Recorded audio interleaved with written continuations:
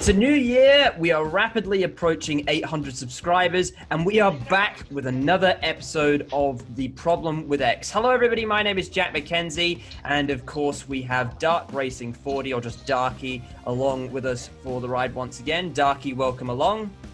Howdy. Good to be back again.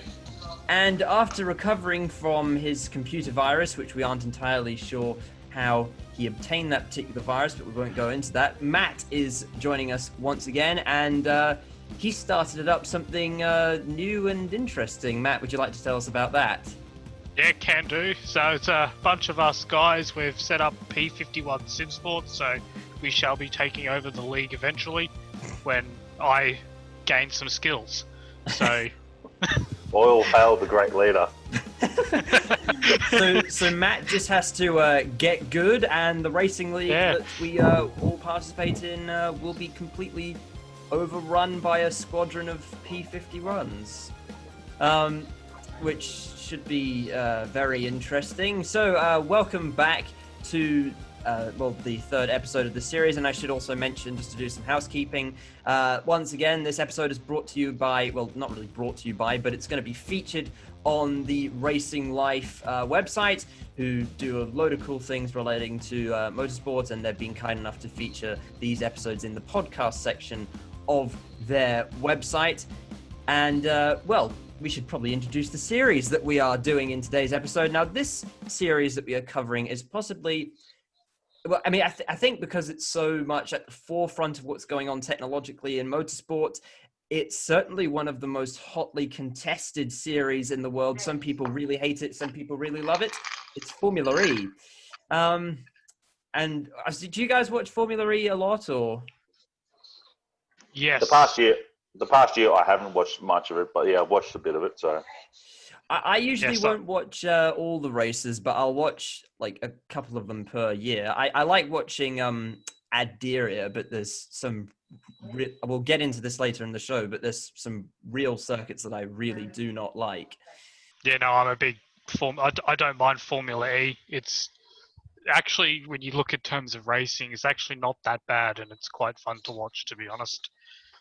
It's simple racing, and simple racing normally gives you sometimes the best racing. But I think, admittedly, it is quite a flawed championship in many ways, which we will go into today's episode. Now, I should clarify straight up, we're not going to talk about problems that, well, I mean, this is one that a lot of people complain about, the noise. We're not going to talk about the noise because there's not really anything you can do about the noise. That's simply the nature of the beast of electric cars. So we're going to be a little bit more complicated in today's episode. Yeah, just put a subwoofer on the back of it and they'll be fine. They could play music as they go by. That could be interesting. There you go. We're already laying down the solutions to deal with various things. Now, we may as well start off with the big problem. Darky was the first to mention this in our Messenger group chat, and I think it's one we all want to talk about. Should we talk about track design? Yeah, so I like the idea what they're trying to do with the series. They're not saying people... The track's, 2 hours away or whatever. They're trying to bring the track to the people, to bring the racing to the people, which I reckon that's a good idea. But it does lead to, costs of building temporary tracks all the time. But the problem is when you bring the track to the people, it suffers something like V8 Supercars in Newcastle. The tracks can be rubbish, like absolutely garbage sometimes. And, there's just where they're trying to, have the event here. They're trying to, get featured events, in the background. And it just leads to sometimes really bad track layouts and designs, unfortunately. So, I can certainly agree with you on that one, Darky. First of all, take a track, say, like Hong Kong. I've actually been to the site of where the Hong Kong track is, and it's a very, very, very good location. It's right in the city centre, and it'd be very, very accessible for fans. But the problem is, it's a terrible track design, actually. There are some corners that you look at that on that track and think, what were they thinking? Why would you design a corner like that? And it just sometimes really does make for terrible racing. Yeah, exactly. Like, was it? I think it was the New York race. I think it was New York one, but they had to have a hairpin. And then they realised, the cars don't have enough steering lock, so they had to try and push the track out as far enough. So that's like, here's a hairpin. The car should get around. No, the cars couldn't get around it. Like, they were absolutely struggling. So, like, that's a bad track layout. And most people say, "Oh, why don't they just go to the real tracks?" Well, because these cars need so many braking zones to regenerate power. That's why they just can't go to general tracks, because most general tracks aren't concerned about. That's why a lot of the tracks are sort of like stop, go, turn here, hard braking, stuff like that. It's the way the cars developed and have to run to regather some of that electricity so they can continue the race. So, so you have to have these weird shape layouts and silly corners and stuff like that just to make the cars be able to race. Yeah. But then again, though, you do get the decent tracks, though. Like, you look at the Berlin one that's done on the airstrip, and I think that's an awesome circuit. Yeah, like, I love that track. I reckon that's brilliant, because they've literally gone, here's a flat area. How much corners do we need? What do we need design? Okay, we need the cars to be able to do this, and this. Sweet, and they just went a fresh blanket. That made awesome.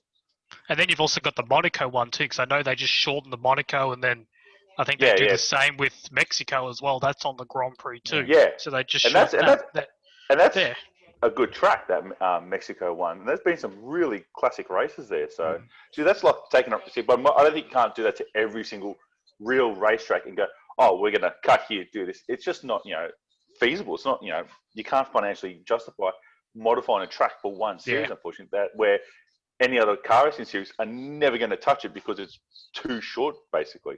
Yeah. Then you get, as I said, New York, where you get those awkward hairpins. They're just odd. Then there are also the tracks that are also, take Sanya, for instance. I don't know that much about Sanya as a place, but the track was awful, quite frankly. And looking around the circuit, there didn't seem to be anyone there last time I watched a race from Sanya. So I think with Formula E, there are some really, really good tracks. I think Adiri is a fantastic track. Marrakesh is a great track as well. Yeah. The Berlin track's great. Mexico's great. But then there are just some appalling tracks where the only way to Rome, put someone in the Paris wasn't. Yeah. Sanya, I agree. That was horrendous. See, my question is, did they get someone who made Forza racetracks? Not here, make racetracks for us? Because that's what it feels like sometimes. We need to go to Prague, like we do in. Yeah, exactly. Oh, I remember. In Swiss Alps. When I first started sim racing, actually, my first ever league race was a Formula E race at Prague on the reverse circuit. By the end of the race, there had been 900 crashes and there were tires everywhere. Well, it actually sounds like a proper Formula E race where they all get into pretty each much, other. yeah. So. Yeah. So I do like that though, when you see the start of the race and all you hear is a little whir and then you see crunches of people crashing into each other. Yeah, carbon fiber actually breaking and stuff like that. And the teams are just like, well, there's more money I need to spend. See, here's another weird thing about Formula E cars is that they can sustain a lot of damage and the performance will not be impacted. So take that as you will.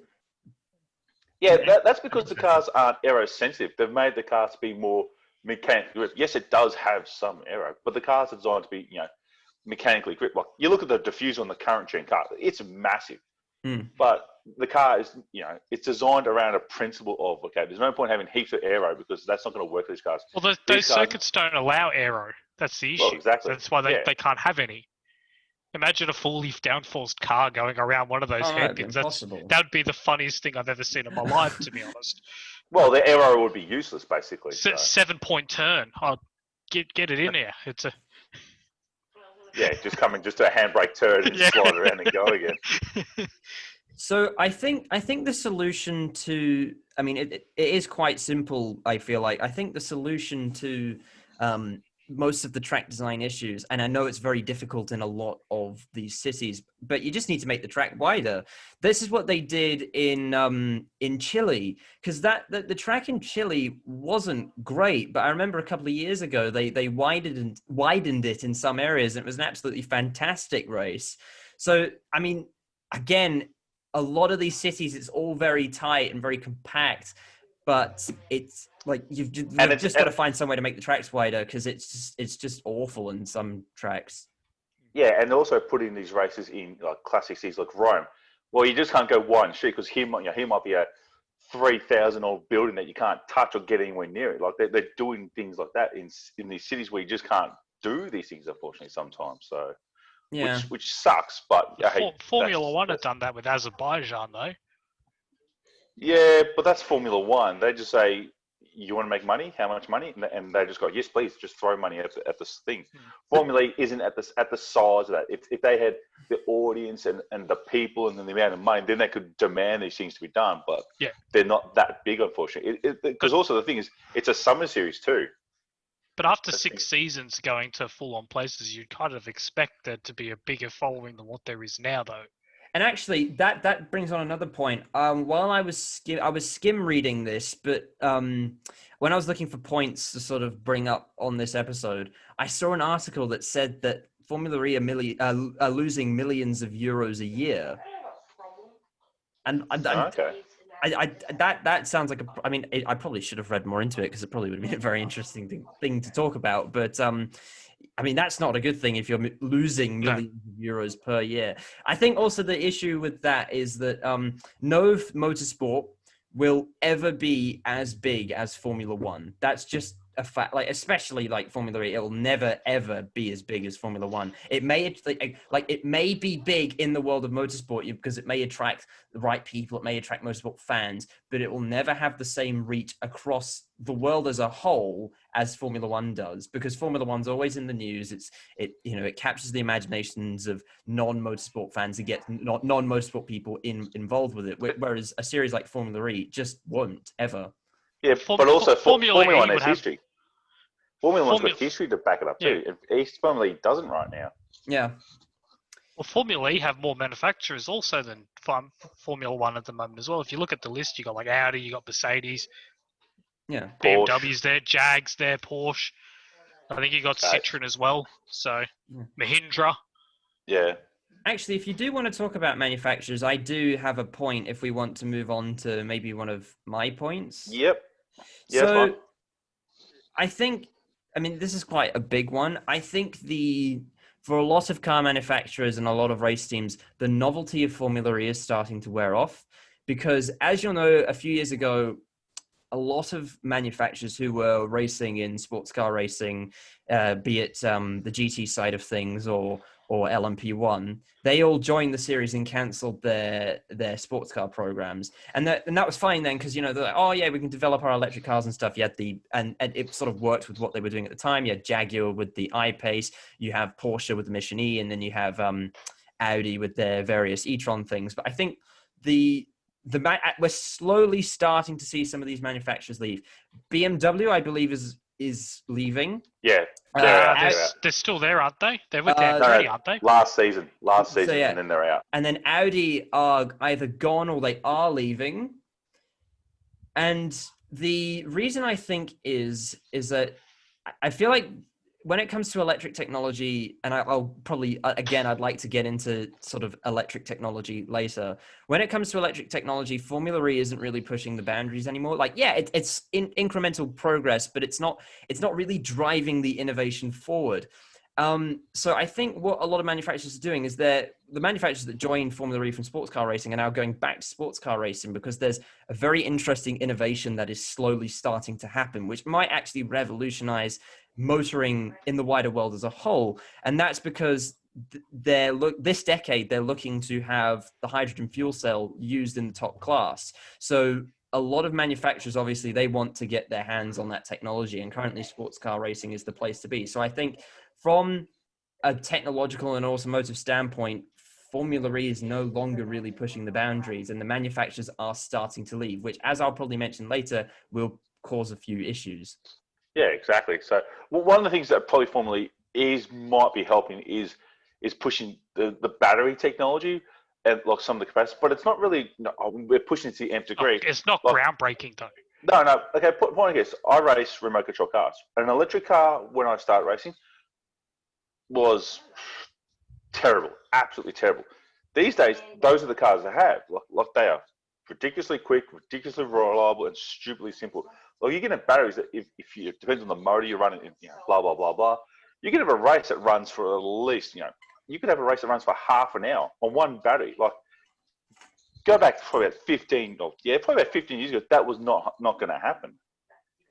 So you can say that Formula is pushing like the battery technology and some of the things, but it's not really development. It's more refinement. They're just doing more, classy refinements. Okay, how can we improve it? It's not like, oh, this is a magic leap forward. It's just refinements. That's what they're basically doing right now. Well, unfortunately. they've done that from the start, though, where you used to have to change car halfway through the race and then go into another car, where now they're just using the one car. Yeah. But That's just a refinement of the battery. So whereas sports car racing is set to be on the very forefront of automotive technology within the next few years, so that's why I think, because I think the manufacturers of Formula E, they must sort of realize that, oh, okay, this is no longer the best place to actually develop an electric car anymore. Just because it's not really pushing the boundaries anymore, and they think, well, okay, are we going to learn more from Formula E, or can we learn it more from other things? For example, Porsche, I believe, recently purchased Rimac, and I think honestly, if they're going to develop electric technology, they're going to learn more from real world road car manufacturers than they will from a single seater racing series. Yeah, that's fair. They might be using it. Oh, this is just a way to market it, advertise. We're green, we're friendly, we're making electric cars. Some of this might be just pure advertisement at the cost of millions to do this stuff. So yeah, and I think it was that at one point, but I think as I said, the novelty of the series is starting to wear off, because I think everybody's seen these manufacturers and say, okay, yep, they've raced in Formula E, and then the manufacturers are like, oh, we can just leave now. Should we move on? Matt, do you want to talk about one of your problems, or should we move on to another one of Darky's? It's up to you. But my one overall is just sustainability. So Formula E's built the whole series being upon sustainability, like the ability to use electric engines and push the boundaries. The issue is sustainability will mean that the rest of the series will have to catch up, and then there will come a crossover point where, like, it's actually happening now, where you say the sports cars are doing hydrogen cells and all that stuff, where sustainability-wise, the electric motor is probably no longer the way forward. It's now the hydrogen cell, and they're going to be pushing that. So will that then lead to ultimately the demise when, to say, manufacturers will pull out, they'll go into that? Formula E's built on sustainability, but when everyone catches up, there's a crossover point, and they just kind of get left behind. It's a very harsh game when it comes to, like, the whole focus of sustainability, and yet being sustainable is very hard to do. Yeah. So I should probably just clarify what the hydrogen fuel cell is. So essentially, is like how it works is that it pretty much, the hydrogen fuel cell, in short, generates electricity which is used by a motor. So it's not necessarily about what is powering the car as such, because when it comes to battery electric or hydrogen fuel cell, it's ultimately electricity that's powering the car. It's just where that electricity is coming from. And with hydrogen, it's not going to damage the planet any more than electric cars, because the only byproduct from the cars themselves is water. And hydrogen is one of the most abundant elements in the universe, actually, I believe. So it is the most. Yeah. It is the most. It is the most. So, and also, if you think about it, electricity for battery electric cars is often generated using fossil fuels. So, actually, the hydrogen fuel cell might actually be more sustainable than battery electric cars. It'd be interesting to see how various things play out, actually. But anyway, yes, back to sustainability. Darky, did you have something to say on that? Yeah, well, the one good thing about a hydrogen car is basically once the oil companies get on board and start, go, oh, we're going to do hydrogen now, it's just going to be exactly like it is now. You take your car to a service station, you fill it up with hydrogen, you bugger off. An electric car, you plug in and you have to wait. Unless we have you plug it in, it's like 5 minutes and it's fully charged. But we're not at that stage yet. Like people don't like to change things around. If you can just go to a servo, spend 2 minutes just filling up a tank and then going again, a lot of people will lean that way. But unfortunately, we need the car companies and the oil companies to push that range, because basically... I know Honda's been playing with that situation a little bit, but I don't know if they're the only people doing it. I know Porsche now dabbling in it. Toyota's doing it too, actually. I was actually reading an article on...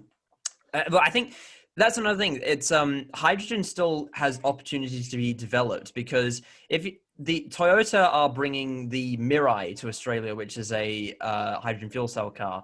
But the thing is, if that car was a petrol car, it would maybe cost 40 to 50,000 Australian dollars at most. It's estimated to come to Australia as $100,000. So I think there's a lot with battery electric. I think they're sort of starting to get it, but I think with hydrogen, there's so many opportunities to develop this technology and improve it and do all these various things. And I think sports car racing is currently the place to be for that. But so I think what I'm sort of deducing from this point is, because the series is based on sustainability, and actually this was sort of one of my points, is that it's just sort of going to become irrelevant when everybody else is on par with doing when they're all doing the exact same thing. It's kind of like, well, why would a manufacturer spend money to do this when hey, I can do the exact same thing somewhere else and potentially cheaper?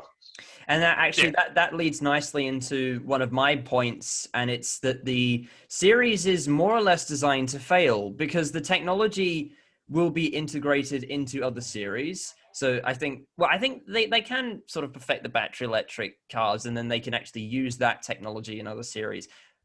But I think once that technology is properly integrated, and once everybody's sort of caught up when it comes to that, then Formula E is just going to become obsolete. The manufacturers are going to leave, and once that happens, it will be one manufacturer after the other, and the series will die.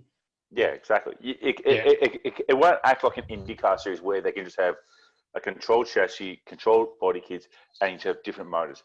The series isn't designed around that, because if that's the case, then, as you're right, it's pointless. The series will die because they're not going to, all the cars are the same and it's just come down to the drives. Like, well, that defeats the purpose then. So if nobody's got anything more to say on that, we may as well move on to another one of Darky's points. Actually, we're getting through these quite quickly, actually, but a lot of what people talk about with Formula E are the gimmicks.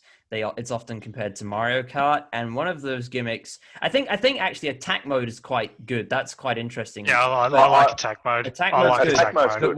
But the one that Darky wants to talk about that I have listed here is fan boost. Yeah. Fan boost doesn't matter if your name's not Stoffel Van Dorn, Lucas de Grassi, or Sebastian Buemi. They're the only guys that get it. So, literally, point of case, right there. You've literally just answered my thing right there. Is the fact that, there we go. Okay, you've got this series. You've got, like, there's a lot of good drivers in that series, like really good drivers. But it's fan boost. We're trying to get the fans to be more integrated to the sport and stuff. And if you ask, have you heard of this name? Most people are like, no. Have you heard of Stoffel Van Dorn? They're like, oh yeah, he did F1, right? Like, yeah, people know the top guys. That's about it. You may say this with every series, but it's to the point where these guys always pretty much can guarantee in their race strategies, you're going to get the fan boost. So we have to work a strategy around where you can use it. And the most shocking moment I've ever seen in Formula E is, I think it was the second or third season when they used to do it on YouTube, and the fan boost was like Lucas de Grassi, Sebastian Buemi, and then the third one was like Stefan Saracen, and I'm just like, everyone's like, how the hell has he got in there? It's like the Mexican Grand Prix. I reckon they've just gone, let's pick this guy. How does Sebastian Buemi get the fan boost every single time? He's always at the front. He's literally Switzerland's angriest man, I think. He's at least he is from Switzerland. I feel like I'm gonna look like a massive idiot if he's not. But anyway, there's always that famous clip circulating of him yelling at literally every single driver, which is always very entertaining. I'm surprised he would have got fan boost after that, actually, but somehow he still does. but the stuff like that makes people like him. Funny case, Tony Stewart, Kyle Busch, and NASCAR, they get angry. People, either love him or hate him, and stuff like that can make him, popular. So, yeah. Anyway, Darky, I think you were saying something. Sorry, I interrupted you there, actually. Oh, that's all right. So, so the fan boost system, like, I get the point of it, but the problem is, if it's the same three guys getting it all the time, it kind of defeats the purpose. Like, if I was a driver and I'm doing Formula E and going, you need to build up your publicity so you can get the fan boost. If it's literally week in, week out, the same guys getting it, I'll be like, I'm not even bothering anymore. Why should I even care anymore about this stuff? Like, I like the idea, but it just doesn't quite hit the mark. If the fan boost system was like, okay, fan boost can be this, but the guys who got it in the previous round aren't entitled to it to the next round and did something like that, so they changed up, then that might be interesting. So you go, okay, these three are excluded for this round, next three people. So then potentially everyone has it, everyone has a better opportunity of getting the fan boost. Because I guarantee there'll be races where some guys, is either nearly out of the attack mode, and if he had a fan boost, he could have just got that one guy. But because he's out of attack boost, he can't do it. Like I reckon, like the attack boost works well, but the fan boost I think just hits the mark.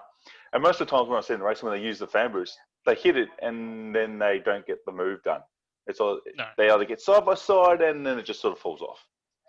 Mm. Well, even when it comes to the most popular drivers there, though, honestly, you look at the grid and like you got names now like Felipe Massa, you got John Eric Vernon still there. I think Felipe Massa's leaving actually. Yeah, he probably is. He's probably 90 years old now. He's got an electric wheelchair now. Yeah. Yeah. So, and they still never got it. So, well, you got Nelson Piquet Jr. there. I mean, he's famous for causing that for Renault telling him to crash into a wall at Singapore. Is he still? I think he also had a big crash. In He Formula was, E. but he played around with Jag a bit, and then I think he left. So he did, didn't he? Yeah. Yeah. No, yeah. So fan boost is a bit of a gimmick. I think the fan boost just doesn't quite hit the mark. If the same three guys again week in week out, it's defeats the thing. Yeah. That also sort of reminds me of something. I actually didn't have this written down, but I've complained about it a few times, and that might just be me sounding like a purist motorsport fan or something. But yeah, I mean, it is a racing series, but it sometimes doesn't really feel like it's actually for race fans, which is really, really peculiar to me because it's watched almost exclusively by motorsport fans because they try and do these weird marketing things. Like I remember when they got KSI involved with it, it was like, why? This guy has never ever expressed interest in motorsport at all, and yet he's doing this. So they just try to grab clout and they try to do this stupid Mario Kart stuff, which was just ridiculous, really. They had what was the I don't know. I think they've had Chris Hemsworth drive a car. I think they've had him drive one. Yeah, they probably have. Yeah. I mean, but and that's I think cool, he spun it. I think they did something full with Marvel. I think, to be honest. They also did something with that K-pop band that I can't remember the name of. Oh. Yeah, don't go near K-pop. We'll stay away from that. You're going to get hate. That's one way to cause it. I made a video on that actually, and it was like half people agreeing with me and half people saying, oh, they like motorsport, and there are K-pop fans who are motorsport fans. Like, oh, all right, whatever. Yeah, that might be true, but it's kind of thing. Oh, here's as you point KSI. What's KSI known for? Ridiculous videos making fun of things. Basically, he's not like he's not like this week in motorsport, blah blah. It's like I can understand why they're trying to get these people. It's to get the younger people excited by this series. But most of the young people couldn't care less. They don't care. Yeah, they don't watch the motorsport. They're going to go straight to Formula One. Oh Yeah, yeah, exactly, definitely. so. I don't think I know anyone at my school who there's a few people that watch Formula One, but I don't think anyone watches Formula E.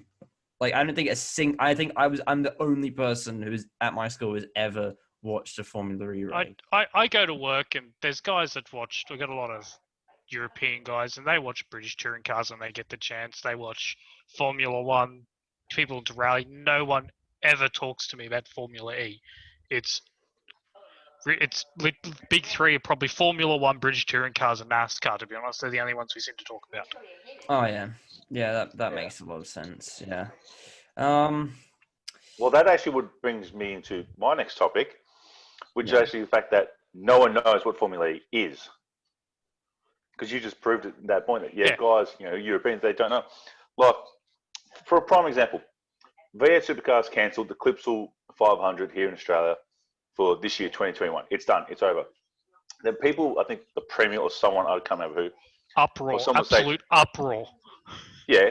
But people were saying, why don't we get Formula E to race at Adelaide? Because Adelaide is pretty close to what you need for a Formula E track. A lot of stop starts, having that stuff. Yep.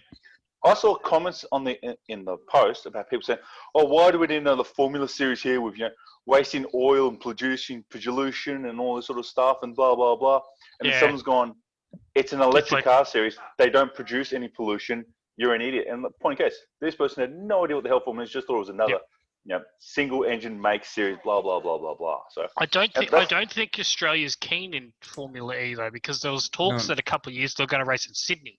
Yeah, but then Formula E said no. They actually Formula E didn't want to come over here. So because I think the cost to come to Australia and the benefit is not. But the issue is Australia's not a big car country in terms of electricity. Like the big cities are okay, but where I live, if you find an electric car here, you're insane buying one. Considering the ocean is about 8 hours away. Yeah, it's a novelty, basically. But that's the thing. But also in Australia, what manufacturers cars are made here in Australia? None. Like we're not a big market. As you said, you're not going to buy like. For me, I could buy an electric car and get to work and back. My work's 20 minutes down the road. I drop my kids to school. For me to get around town, it's fine. Yeah. When I want to go to Bathurst, that's an 8 to 9 hour drive. I'm not going to be taking an electric car. That's how long it takes to charge it. Yeah, it is. I find it interesting when I go up the Hume Highway when I'm driving my truck and I see Teslas going past. I'm like, where are you going? Like, how far are you going? Like, and I do wonder. Like, I know they have a bit of range on them, but I'm still like, how far are you going? The range is still only like about 500, 600k though. That's not getting you to Bathurst from Melbourne. No, that's getting you like to halfway, and then you're stopping at night to charge the battery up, and then you get to Bathurst, and then you have to charge the battery up again. And by then you've missed the race. Yeah, basically. Yeah. You're watching it in a hotel with Deniliquin. Yeah, exactly. You made it halfway. You made it to the race and finished. You've got to turn around and go home now. But you've got to beg someone to use their power outlet because there's no electric charging stations. I'd be surprised if there was a single electric charging station in Bathurst. Like if there was even one. Oh yeah, no, you'd get run out of town if you had an electric car. Yeah, no, that's No, I've never seen a PowerPoint there, so. Yeah, and actually that makes another point for hydrogen actually, because with electricity you've got to do a lot of infrastructure changes, but if you introduce hydrogen, then you can just use old petrol stations, which that would mean you wouldn't have to change any infrastructure. So basically what this is the problem with Formula E, but various points in favor of the hydrogen fuel cell. So if you're a hydrogen company and you'd like to sponsor this series, write to us. So yeah, nobody knows what Formula E is in this country.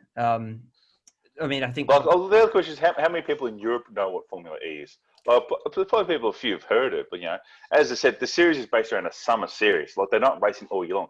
So what's happening in summer? You're going on holidays. Football. You're going to watch the football and stuff like that over there. Yeah, exactly. So... I mean, for a few Europeans, though, it happens on their doorstep, though. Because in Rome, it's in the city centre, and in Paris, it's in the city centre as well. So it's London. And it's, well, I mean... Yeah, but how many of them actually care about it? That's the question. So your average Joe in Sheffield is not going to go to London to watch Formula E. It's like, yes, I'm going to go take my Volkswagen Golf and go and see the electric cars around the parks of Britain. Yeah, that ain't happening. Yeah, exactly. All right, I think the next point that we should move on to, this is one of my points, is I don't feel that the performance potential of Formula E is actually being met, because I don't think the tires are very good. I think they should actually move away from those road tires and get onto some slicks. That may, of course, require some interesting things to do with the track, but that's another issue entirely. And I think the cars themselves, I mean, while we're all for slow cars because the racing's generally better in them, I think they're a little bit too slow, and they're not really showcasing what electric cars can actually do, which I think is that's what the series is supposed to be all about.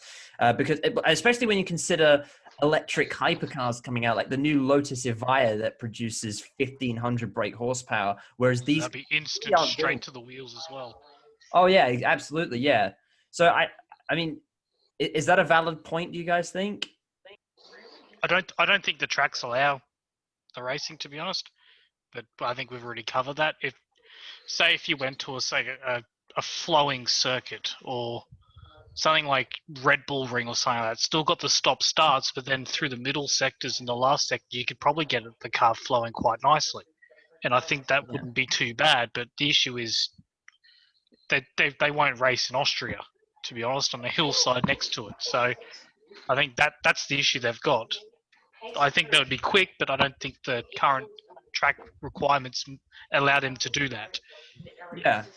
I think that's another reason why we've got to figure out some tracks, because I would love to see a single-seater electric racing car with 1,000 horsepower. I think that would be absolutely fantastic. See, actually, the Lotus actually has even more power. It has more than 1,500. It has It's like 1,800. No, it's like 2,000 because it's 500 to each wheel. Mm. So that's 2,000 horsepower. So, whereas I think these Formula E cars only have something like 400 brake horsepower or something, which they're around that mark somewhere. Yeah, which can be produced by a 1.2 liter turbocharged, nicely tuned four-cylinder. Actually, so it's not really. I think Formula E need to find a way of showing what electric cars can do, and I mean, first of all, they've got to fix the battery issues.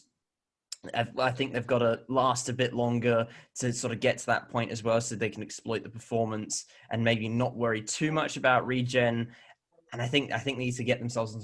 I do think they should maybe give a couple of regular racetracks a go. Actually, Yeah.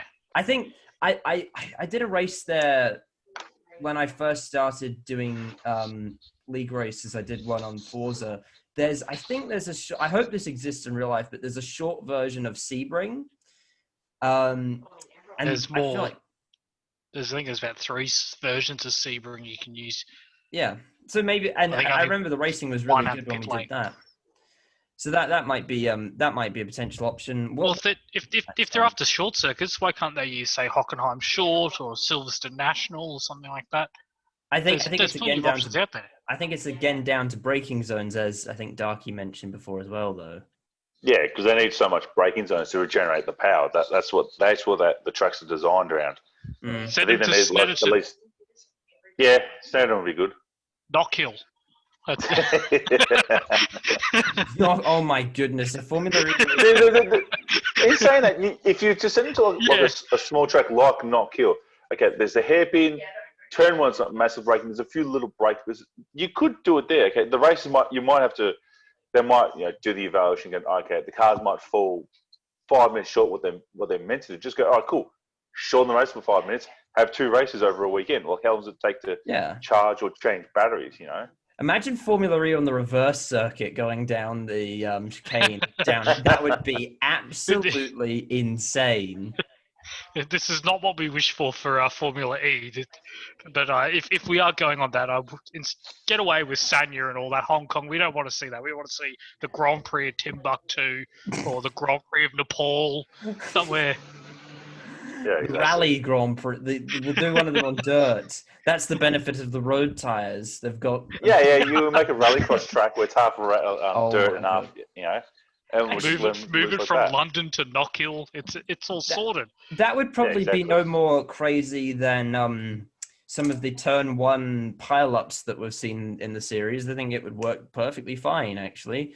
I think there are, at Knockhill, for example, there are a few hairy areas that could get a bit interesting. But hey, that's turn 1, 2. It's turn 1, 2, 3, 4, 5, 5 and 6. However many corners there are on the corners. Track. Yeah. But yeah, actually, Knockhill would be a good option because they've got enough heavy braking. Point of case, if they came to Australia, Sandown Racetrack, you could literally put a chicane in the middle of the front straight, because this front straight at Sandown is 5 cars, maybe 6 car lines width. Like, it's wide. You could put a chicane in there. It'd be right in front of the grandstand, and then you put one down the back straight to get the things. And then either end, you've got braking zone, twisty turn, braking zone. It would work for Formula E at Sandown, in Victoria. So you just have to add some tracks like the real life track. You have to add like a chicane here and that there. And it would work. And it's not too difficult. Like, I mean, I know it costs money, but if you go to a racing facility that's sort of kitted out, you can make track modifications. Last year, we're in 2021 now, we're in the future, not the past. They did the road course race, the NASCAR road course race at Daytona, and they added a chicane for that. So obviously racetracks can make modifications. So I think Formula E should start considering it. I think it's been a bit too long to not maybe at least try it. Yeah, exactly. Yeah, so maybe try and like when they did Monaco, it's a shortened version. why not let them go completely around the Monaco track and see how they go? Could they That's get just- up the maybe- hill? Make it around the hairpin, to be honest. Could they get up the hill into Casino Square though? That's another question. Yeah, I don't think they can do the hairpin as well. They don't seem to have the most agile turning circle. Hmm. Yeah, but that's just a function of the car. That's the way it is. Yeah. So. But then again, if they wanted to do the hairpin, they could always put in another steering rack. That's what they do in Formula One because they have a specialized steering rack for Monaco to get around that one corner. Yeah. Yeah. Yeah, so it is possible, but it comes down to how much money do they want to spend on the sport? You know, the whole point. You know, that's the $1 million question. So Yeah. It'd be cheaper to go to a normal circuit anyway, though. Oh, it yeah. would be because you have to Build one you around. don't, Yeah. Yeah, you don't have to build a track. You just go to a track. So Yeah, and then I think it would be much cheaper to modify a track for a single weekend than to build up an entire street circuit. Obviously, Like, yeah, exactly. You can keep the good ones in, like you can keep going to Marrakesh, you keep going to Berlin, yeah, and then you can just find other ones to go to. Like, there's surely a short track in America which you could use. There's plenty of circuits there. Oh, you know what you could yeah. do? You know what you could Go do? to There are Road Atlanta or something like that. Go there. not, to the Roval. not thinking of Road Atlanta. Actually, I reckon there are a couple of like short ovals that are just big enough to maybe fit an infield section that could get really, really interesting. Well, Bristol. Richmond has one. Pocono Bristol. has one. Yeah. We'll do one at Bristol. Yes, absolutely. Bristol. That would be. Oh my goodness! Think of the chaos. It would be unbelievable. We need a Formula E race. The at Phoenix Bristol. has one as well, I think. Phoenix actually, I feel like that'd be quite a good one. Maybe even maybe a Phoenix short have version. asphalt the whole oval. Yeah, Now, the whole thing is they basically have. asphalt. So you could literally make a racetrack out of nothing there. You just go, all right, paint some lines, put some curves, put some barriers, done, go. Yeah. You could go racing in a car park. Actually, that's something they could do. They could go racing in car parks. Caesar's Formula Palace One did Grand it. Prix. Yeah, Yeah, exactly. exactly. Formula One did it, so they can do it too. It might actually work this time, maybe. I don't know. But then again, actually, if you go to places in America, there might not be the market there for it because they're all interested in NASCAR, which is the polar opposite of Formula E. Yeah, exactly. So, Anyway, but ideas. I'm not just ideas. This one will probably result in a bit of a debate, but I have one more point. I don't think that the racing is. I don't think it's as good comparatively to like other racing series. Like, That's the fighting words.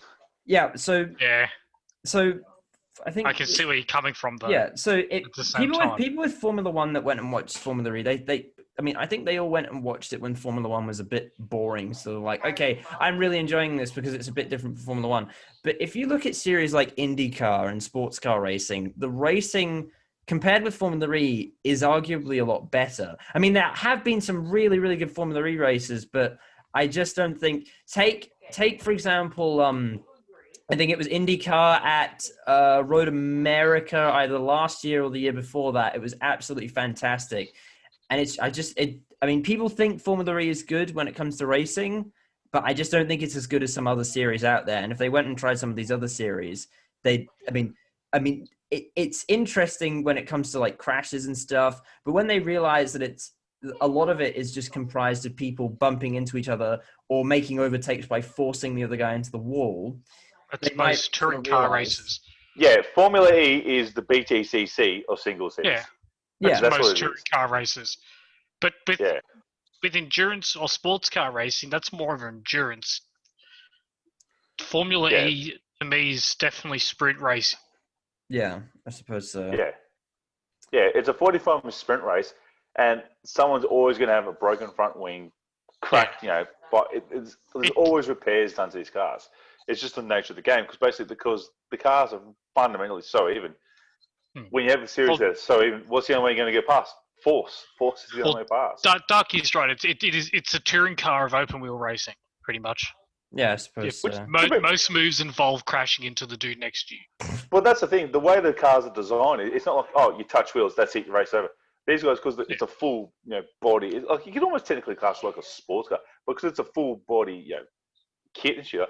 You could bump into each other and just keep going. Like that's the one good thing about it. Like you can get into each other. Like there's very few times where cars that touch side by side and they both get retired. It's normally when they break suspension or hit a wall hardcore. You can In Formula One, you get side by side and you're going airborne. You can look at the Berlin E-Prix, which happened, and I think it was Lucas de Grassi's done a move on one of the Virgin guys, and his move involved literally moving him over and then hitting him in the side to get past. Yeah.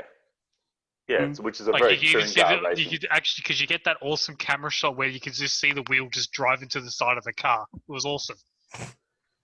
Oh, yeah. Yeah, so yeah, like, I do like the racing Formula E because like the thing is, look, today's age, people, do you have time to watch a big race? No, Formula E, it's a 45-minute race.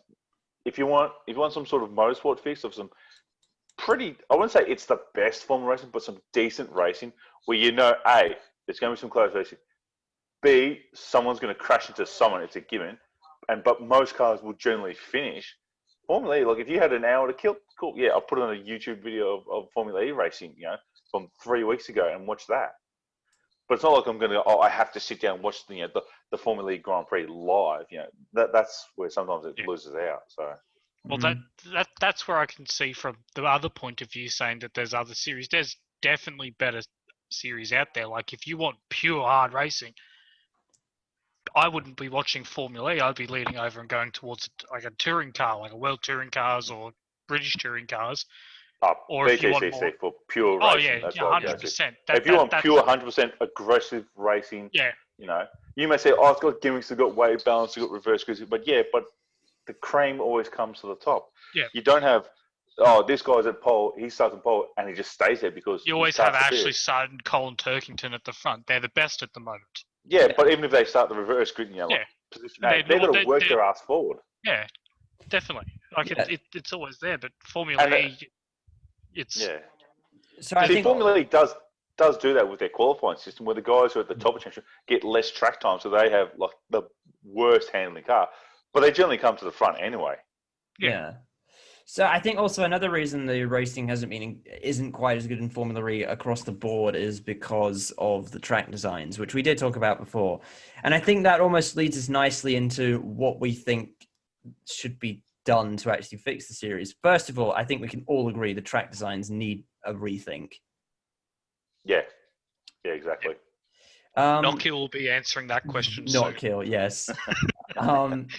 So track designs, do we need to get rid of fan boost? Yep. All right. Yeah, I reckon leave attack mode. Leave attack mode, but get rid of fan boost. We don't really need it. So get rid of fan boost. Do we want to? Well, I mean, there's not really much about we can do about the novelty of Formula E wearing off. Actually, maybe that's another thing they could do. Maybe they could actually have the option to run battery electric and hydrogen. So you give the manufacturer the option.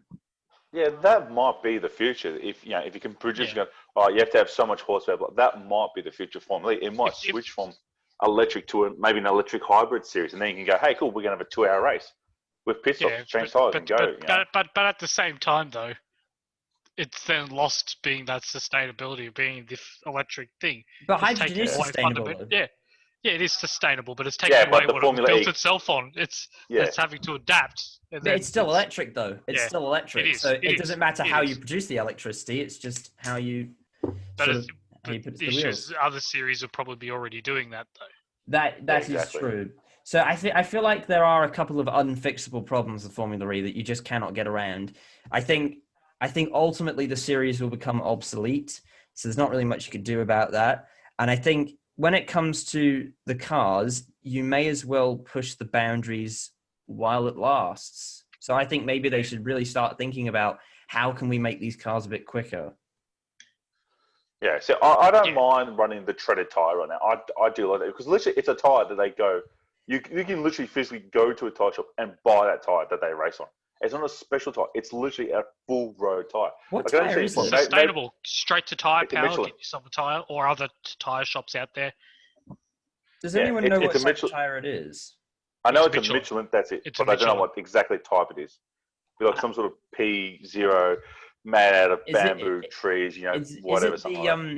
I'd hazard a guess to say maybe, unless it's some sort of eco tire, which I doubt it is. I'd hazard a guess to maybe say it's Pilot Cup Sport 2, maybe. I don't know. That might be something like Yeah, that. Something like that. yeah, it's a bit chilling. Yeah. But exactly. like the thing is, if you put a Formula E car on a slick tyre, the car would definitely go a lot quicker. But then the one thing I do like about with the tyres they have now is if it rains, you're not changing tyres. But if you abuse your tyres and worn them down, and if it rains, well, you're screwed. You are so stuffed. It's not funny. Would the slick tire work on, say, like all three of us agree that the Berlin E-Prix is a great?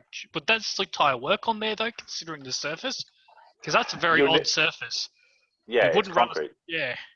You need to rubber it up. That's the thing. You'd have to have enough support classes. See, that's the thing. Slick tires need rubber on tracks, or they just destroy themselves. Like that's Actually, that another thing. Actually, that there aren't really any support categories anymore because the iPace trophy has been put in the bin, basically, and that might actually be the writing on the wall. Really, if that championship failed, then well, there's meant to be a Tesla GT series they're going to make, something like that. So I'm surprised Tesla hasn't entered Formula E. I feel like that'd be right up their street. They didn't do it. No.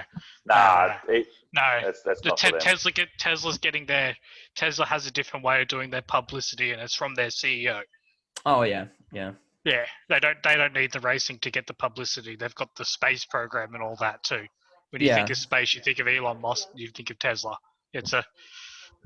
Yeah, it goes hand in hand now. So. Honestly, though, I mean, I feel like there are a couple of little improvements that you could make, but really, I feel like there are some unfixable issues with this series that you cannot get around, and it will signal the demise of the series, which is a shame, actually. Yeah, it will be a shame if it goes the way of the Dodo Bird, because I reckon it's a great series. It is. Yeah, it does have its flaws. Yes, the track's not great. Yeah, it's just. It took me a while to warm up to, but it is a good series in the end. Yeah. Yeah. So, is this the first time that we've done one of these episodes and just then decided that we can't fix it? Oh, we could. We could send them to Knockhill. That would fix it straight away. Yeah. In the snow. Yeah. Oh, no, not the snow. Not the snow. If we're going to do that, we'll make the Reykjavik E-Prix. That would be a brilliant place as well. No, straight to Iceland. The series can be fixed. It just needs to maybe switch the way how it's going about things. Yeah, not maybe sort of stop we're bringing the racing to the people. Maybe to go. Maybe the people have to come to the racing now. You know, it's sort of those things you have to try and do. I'd be interested to know why it's losing so much money though. Yeah, because that's not sustainable. That's you're going broke in a few years. So, but is there a way to fix the obsolescence aspect? I don't think there is, because I feel like the minute the Formula One is able to adopt this sort of technology, it's history. Well, it's already started to. Yeah, exactly. Yeah, well, it already has. So, is it just destined for its demise then? Yeah. It might be a flash in the pan series. Who knows? Yeah. It was here for a short time. People laughed it. People loved it, and then it was gone. And then something else might come up from the ashes. So you can actually look at the motorcycle, the electric motorcycle series, the Moto E or whatever it's called, and that's very quiet. So you hear nothing about that. Yeah. Yeah, I completely forgot about that actually. Yeah. So that's what Formula E will become. So essentially, this series is destined for its death. And on that terrible disappointment, I think it's time to end. Thank you very much for joining us. I've been Jack MacKenzie, and I've had Darky and I've had Matt along for the ride. Links to all the social media pages will be in the description below. And as I said before, if you are a hydrogen company and would like to sponsor us, write to us as well. And, do you guys want to say your goodbyes then? Bye. Race at Knockhill. Racing Knockhill. Anyway, like, subscribe, and we'll see you next time. Goodbye.